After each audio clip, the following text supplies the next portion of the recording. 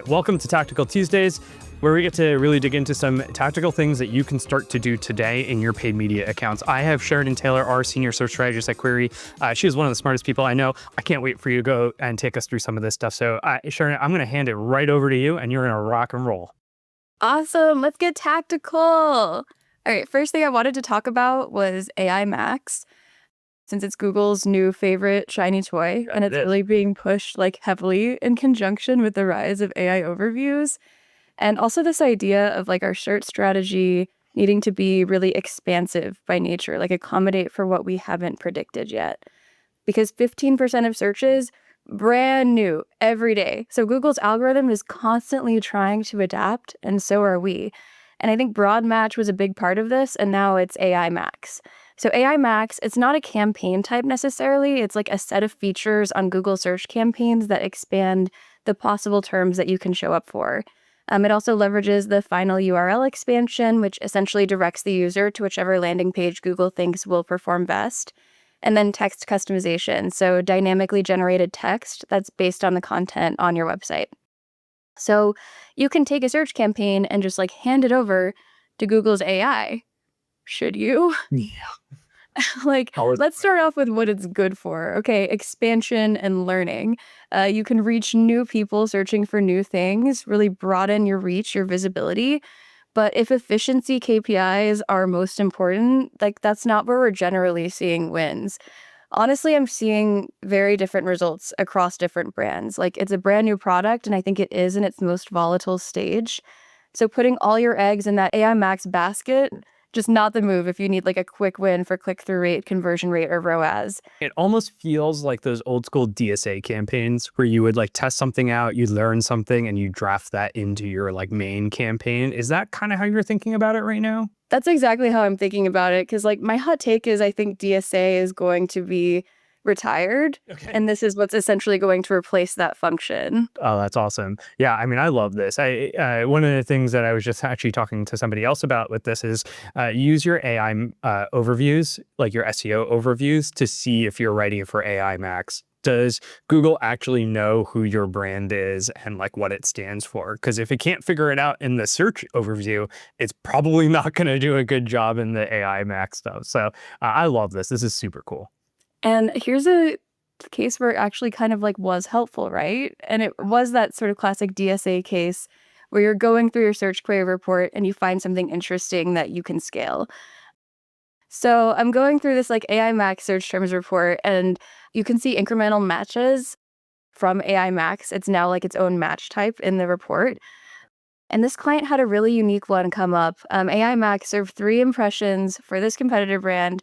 2 people clicked, both of them converted.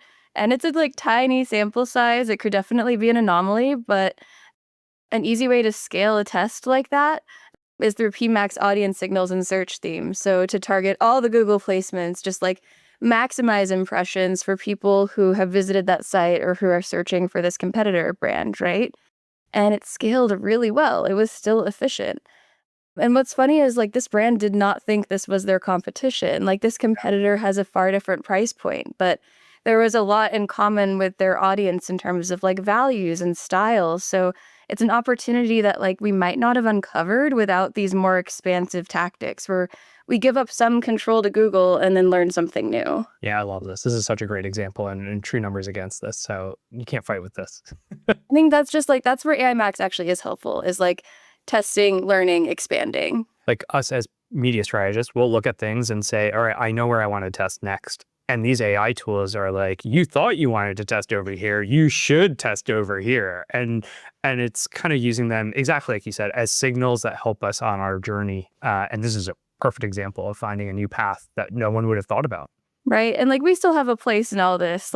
We need to guide that approach and mitigate risk with our experiment design with these AI tools. Yeah. And identify and scale what's effective, right? But using these tools, it really does help us check our blind spots. It's cool. It's like guiding a river, right? AI is the river, and you can let it roll over the town, or you can help move it into the right direction. And anyone who's used ChatGPT for any number of time knows when it just starts going down its own rabbit hole and you have to pull it back out. Can you imagine with ad spend? Yeah. All right. Next tactic I'm also really excited about. I think an often overlooked opportunity is language targeting.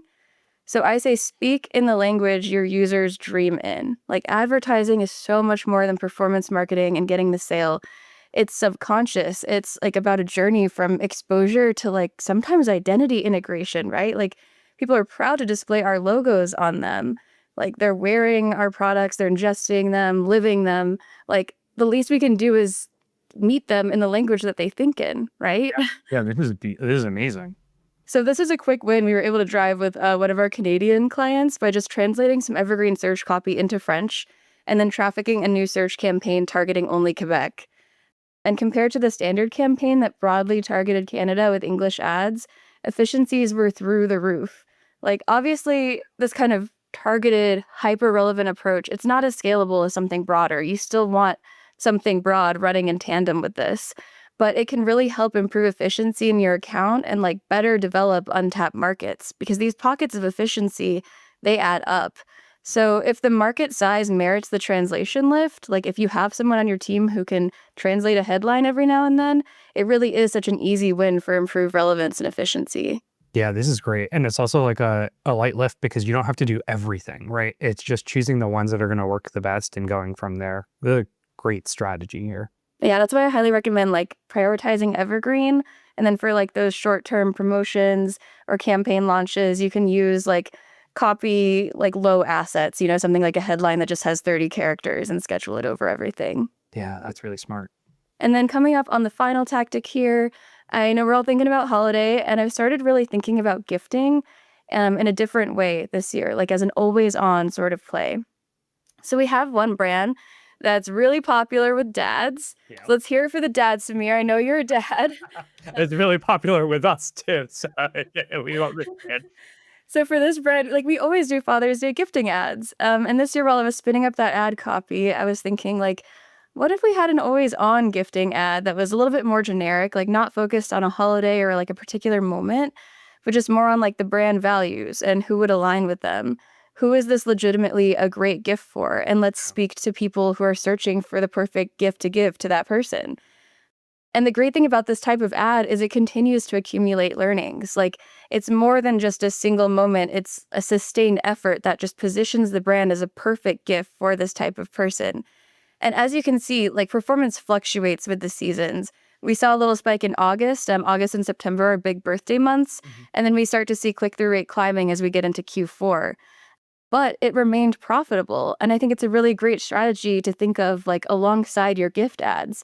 Could any of those outlive holiday? Like, could we continue to position ourselves this way no matter what the occasion is? So we're the first thing that comes to mind when someone wants to buy a loved one something thoughtful. Yeah. I think a strategy like this can have you well positioned way before that moment comes. This concept of like August, September being big birthday months is like fascinating and makes perfect sense. I'll be curious as we have a full year of data, like what this looks like over the next few months. This is super smart. And I maybe like one of the tactics that we want to experiment is also like, what about birthday gifting? Do we want to call out birthday as much as and like separate the two? So there's definitely a balance between our capacity to target around someone's birthday and just gifting in general. Because it might be like gifting for a vacation or a trip or a special moment in time. Keeping it broad enough allows you to run this all year round. And I think that's super smart. Exactly, yeah. And then I think for those moments, you can still launch those like seasonal ads, Yeah. but you'll have already had that like kind of gifting messaging in the background going, like you've already kind of primed the audience a little bit. So once you hit them with that very seasonally relevant message, it's a little bit more compelling. Amazing. That's our 3, Sheridan, is it? Or you got any more for us? That's it. That's Yeah. our 3 for today. All right. Well, I think people will have to come back in the next 2 weeks. We'll have a few more. And this was awesome. Thank you. I learned so much and just things that we can really implement right away that are going to help your campaigns. This is exactly the goal. And again, thanks, Sheridan. Oh my gosh, of course. Thank you. I had so much fun.